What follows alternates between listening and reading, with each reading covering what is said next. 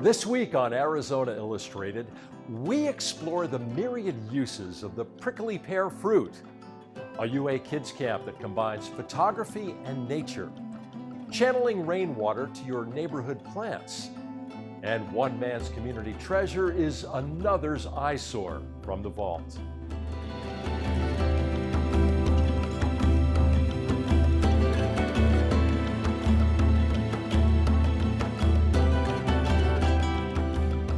Hello, I'm Tom McNamara, and welcome to Arizona Illustrated. It's abundant, nutritious, and free, and more people are incorporating it into their diets. I'm talking about the prickly pear. Prickly pears are native to American deserts and have been cultivated for food by indigenous peoples long before the Europeans arrived. More recently, the plants have been propagated in other parts of the world and are experiencing a resurgence of interest as more people look for native, locally produced foods.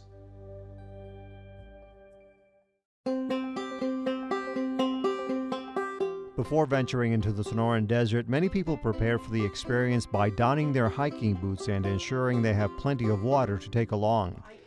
Natalie McKee has a longer list of items for her excursions.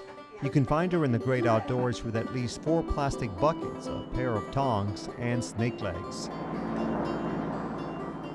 You want to be very careful to wear snake legs because underneath in here a lot of mice live and they collect the prickly pear and the snakes come to get the mice. And so you can get yourself in a lot of trouble with a snake bite if you're not protected. These are snake legs and they will keep you from getting bit. McKee has owned and managed Arizona Cactus Ranch for more than 2 decades. The ranch is composed of quiet, thorny plants that soak in the sun and yield their bounty. No herding, feeding hay, or vaccinations are necessary, but you should approach these desert natives with caution. Right now we're picking the ripe prickly pear and you take and grab them with tongs. Do not touch them with your hands. There's lots of gauntlets and stickers on them, and you twist. And you'll notice, you know when they're ripe, when a tiny bit of the purple is still left on the stem after you pick them. That's when they're premium ripe. This may sound like a modern-day get close to nature movement by McKee and others, but it's actually part of an ancient practice. This prickly resource has been providing sustenance for centuries. Because this is a wonderful food, and it has wonderful, wonderful benefits. Carolyn Needhammer is the author of the Prickly Pear Cookbook. The book promotes the use of this ingredient in your kitchen. Add it to your menu and your diet, she says. Prickly pear is very high in all of those antioxidants that are so important and particularly helpful in anti-aging. We have vitamins A and C, and then there's also linolenic acid, which is an essential fatty acid. That is in both the pads and the fruits. More recently, scientists have been conducting studies about the prickly pear's other possible benefits, including in the battle against diabetes. The cactus is rich in fiber, and it also has pectin, which may reduce the amount of sugar that is absorbed by the body. Recently, maybe 4 or 5 years ago, a group of Mexican professionals got together and really did a medical study on prickly pear pads and fruit. And when they gave it to their subjects, any preparation helped control diabetes, particularly people who are non-insulin dependent diabetics. There's even been research in connection to overindulging in alcohol. Could this plant prevent or reduce those next-day headaches when you've consumed too many drinks? Tulane University in New Orleans did an interesting study on using prickly pear juice from the fruits without sugar or anything, just to help with hangovers. And if their subjects, which were probably college students, drank a little bit, not a lot, a little bit of pure prickly pear juice before they went out on a nighttime partying, the next day their hangover was reported to be about 50% less. Tucson's Borderlands Brewery is using prickly pears in some of its beer. It's kind of cool, actually. I can't really speak to the health benefits. That's not too much of my background. This is anecdotal for sure, but we have noticed that if you're only drinking prickly pear wheat, you can drink a lot of it and not get a hangover the next day. So that could potentially have something to do with the health benefits. Not recommended, but. And while the jury is still out on its potential qualities against hangovers, the juice's appearance and attraction are easier to confirm and visualize. When we get the prickly pear juice, it's almost like neon purple. It's like this really, really intense purple color. And we only add a small amount, maybe 5 gallons to about 600 gallons of beer. And it really confers the color to the beer. It almost turns like a nice rose color. So it's kind of visually interesting, and you get that floral, tangy taste of the prickly pear juice. There's also another benefit, using a replaceable resource provided by Mother Nature in our expansive Sonoran Desert. Sustainability is really important to us. So using local ingredients that are grown here, using local resources is important. We also have a nut brown that we make with locally grown pecans from Green Valley. It may be sustainable, but economic feasibility is another issue.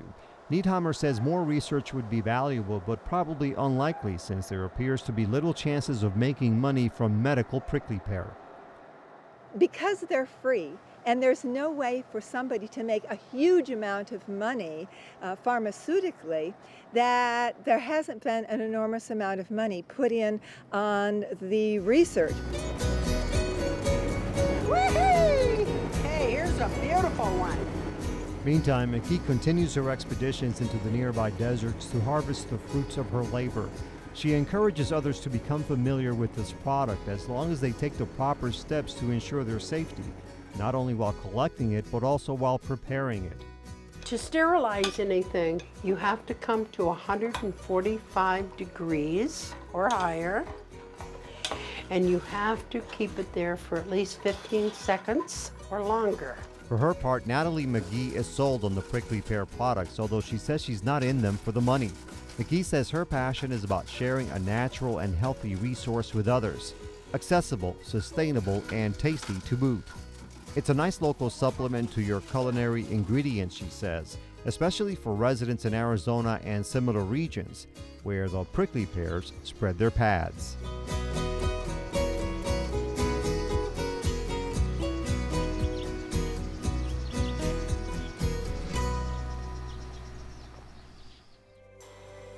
Experts recommend you do a little research and learn about prickly pear harvesting and proper preparation before doing it on your own. One place to find such information is desertharvesters.org.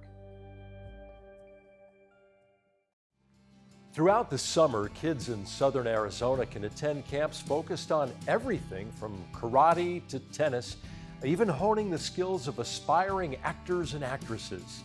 Well, the teens in this next story will be able to relive their summer camp experience through the vivid images they learned to create.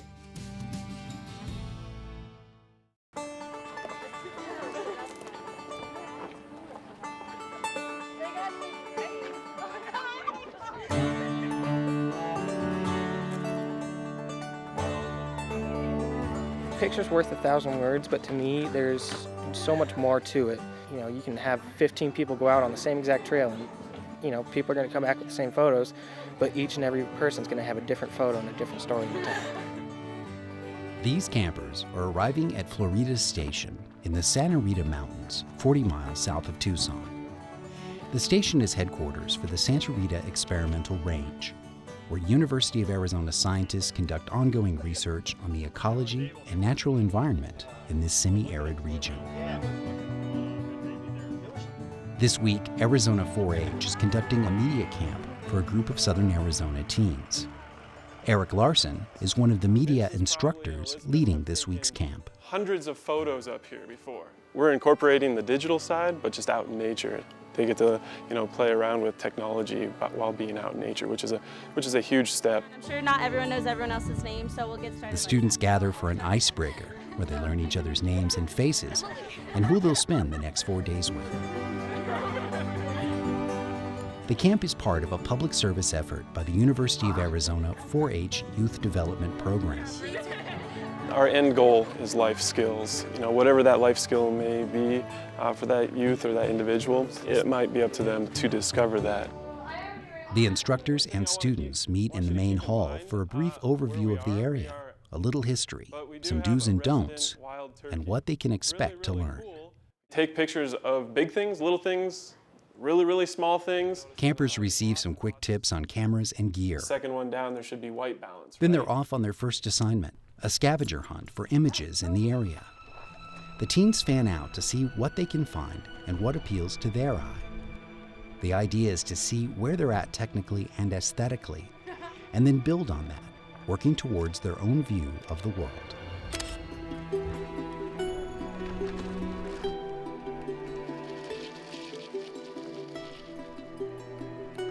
I just thought pictures were taking pictures, and it's actually like a study. There's so much to do.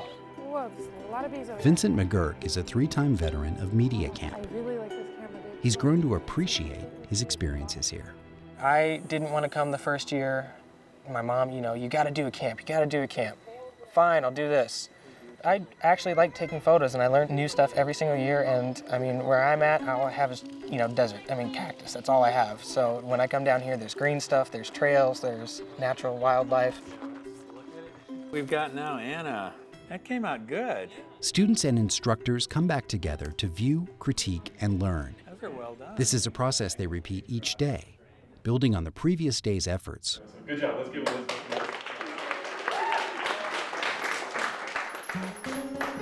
Some of them have gone on to take some really amazing photos, and that's what we're encouraged to see.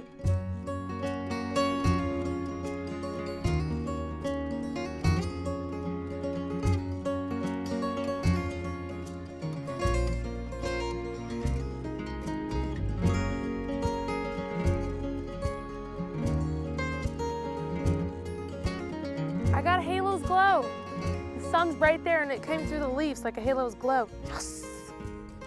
First-timer DJ McKenney finds herself up a tree with a new perspective and a growing passion for her craft. Sometimes it's good to have the sun looking down upon what you're looking at. It's just depending on what angle you're looking from and what's the perspective. One that's absolutely my favorite. I was taking a picture of this branch. It looked like it was curling over the barbed wire.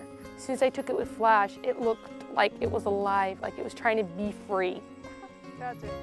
I really like taking macro photos. The detail in it is so amazing. Like I took a picture of a dead bug earlier, and I got the hair on its legs, and it was stuck in a spider's web, so I also got the spider web in it. And Mark, the camp facilities manager, he has a dog. It's some kind of collie mix, and he was just running, having a good time, and he decided that he was gonna devour my camera, and he got a real close-up shot, and he was like right there.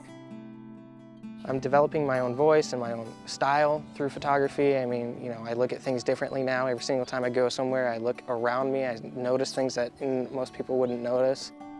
One, I met so many great people and I never want to forget them. After I graduate, I want to see if I can work here, honestly. I want to give other kids this experience. When they have that aha moment, you just want to sit there and applaud them. You can give them the tools and show them how to use the tools, but they're the ones to figure out how best to use the tools. After many shared meals and stories and laughs, these young people prepare for their journey home. Now they're equipped to capture life's moments in their own fashion, to tell their own stories, and maybe teach others to do the same. Get off that computer. It is not your world. This world is so beautiful. You can never capture this on your computer. No one can ever take a picture and make you feel like this. Smell all these beautiful smells. It's just a wonderful experience, and you have to get out and come see it. There's no way you can live your life without seeing this.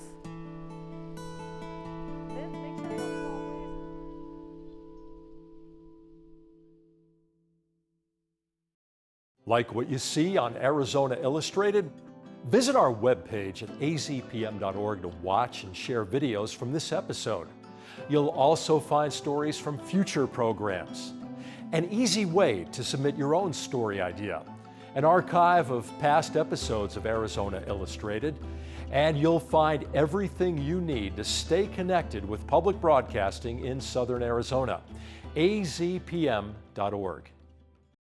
Only about 12 inches of rain falls on Tucson each year, and more than half of that rain will fall now during the monsoon.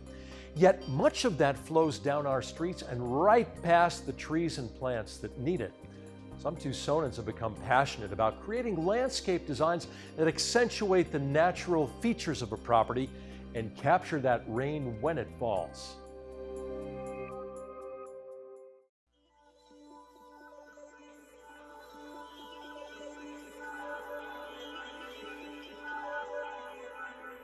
Life as we know it needs water to survive. The continued search for life in the universe has depended first and foremost on finding liquid water. In the Sonoran Desert, this precious resource is scant and continually tested by heat and dry conditions. The arid climate limits rainfall to approximately 12 inches each year, most of which comes from the annual monsoon. Harvesting that rain has become a passion for some Tucsonans, including Logan Byers. And so we're going to be harvesting gray water and the stormwater runoff. And this is going to be really great for our citrus tree here. Byers, a local landscape designer, makes the connection between life and rain. It's important for people to get involved in rainwater harvesting here, especially in Tucson in the Sonoran Desert, because we are water. Show me something that's alive that doesn't need water. Most scientists agree with Byers. People are mostly water. As much as 60% of the human body is made up of water, the heart and the brain 75%. We need water to survive, as do plants, trees, and animals. While rainwater here is scarce in comparison to some regions, Tucson receives its fair share, Byers says. We get enough rain on each residential property to have a beautiful, lush environment like this if we would just harvest it. So I feel like everyone has that opportunity, and I want to be someone that helps that move along. We've got the spillway here. She helps move it along by creating landscape features that capture the rain when it falls. Byers designed and built a series of rainwater collection basins along the southern edge of this property in the Dunbar Spring neighborhood. So when we get a big rain, that water comes all the way through those basins into here, and it fills up pretty good. After one of those big rains, Byers stood knee-deep in rainwater that collected in the drainage basins. The bulk of the work involved breaking up and removing the pre-existing concrete. Drainage swales and check dams slowed the water and allowed it to filter into the ground.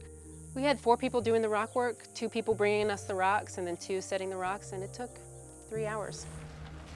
That work is paying off. Now when the rains come, the water collects and feeds surrounding plants and trees. Shortly after moving to Tucson from Flagstaff in 2006, Byers remembers seeing a man in the rain. One morning, it was about 6 a.m., I was riding my bicycle to my cafe job down on 4th Avenue, and I saw Brad Lancaster out in the street. It was a morning monsoon, and he had this 2x6, and he was directing the water to flow into his basins. At the time, she was not familiar with the ecology of the desert or the benefits of rainwater harvesting. That encounter with Lancaster changed her perspective and how she sees her role. And I think that image really stuck with me, that drive to really be dedicated to the desert and to really show the neighbors and to show the community that it is sustainable to live here, even on the small amount of rain that we get.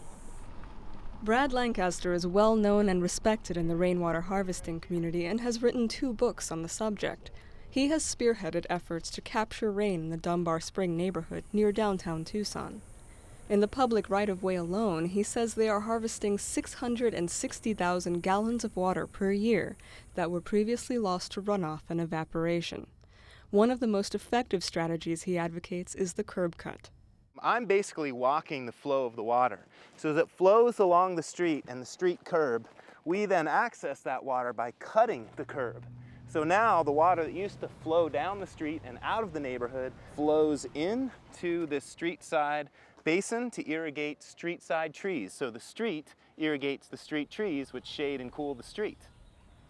If you don't want to do a curb cut, you can do a curb core, which just is a 4-inch diameter hole, and the water just comes through the hole.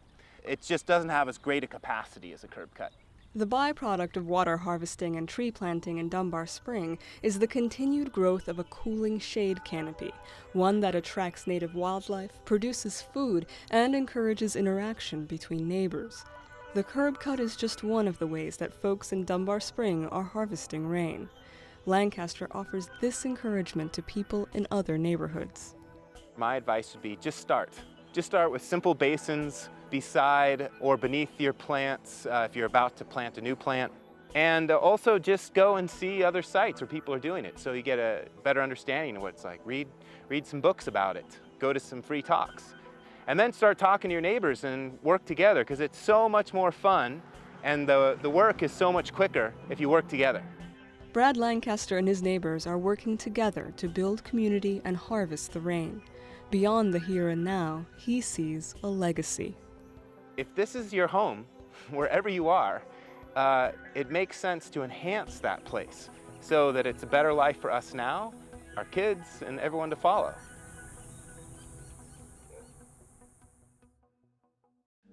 What happens when an earnest attempt to save one community treasure threatens the very existence of another? Tucsonans faced just such a conundrum back in 1998, as we see in this episode of From the Vault.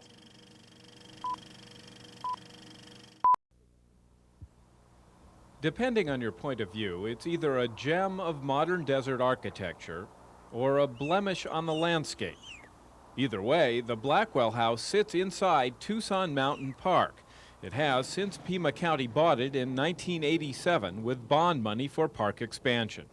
And that has led to 11 years of controversy, with the county finally recommending it be demolished sometime this summer. A number of folks have complained to the board, complained to the department with regards to the visual intrusion that structure has on your trip, not only up into Gates Pass as you approach Tucson Mountain Park, as well as when you're at Gates Pass looking back towards the city. The Blackwell house was built in 1979 for Jerry Blackwell, then an executive at Old Tucson Studios.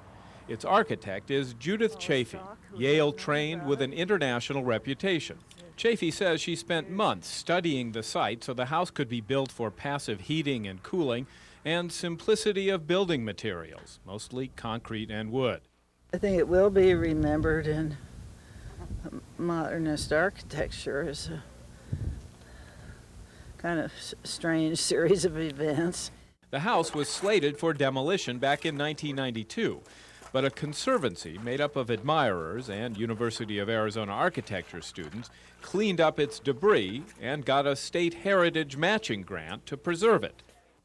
But the conservancy could not raise enough money to match the grant and lost it last December. The thing for me is that the building is here. And if it wasn't here and if this was part of the park system, I would have a totally different attitude. But it is here. And people use it, and so why can't we turn it around and make it positive for everybody? It's unfortunate that with that thought in mind that structure ended up in that location. Of course, that's the irony. If the Blackwell house were located somewhere else, it would not be designed the way it is, making such a singular and controversial statement.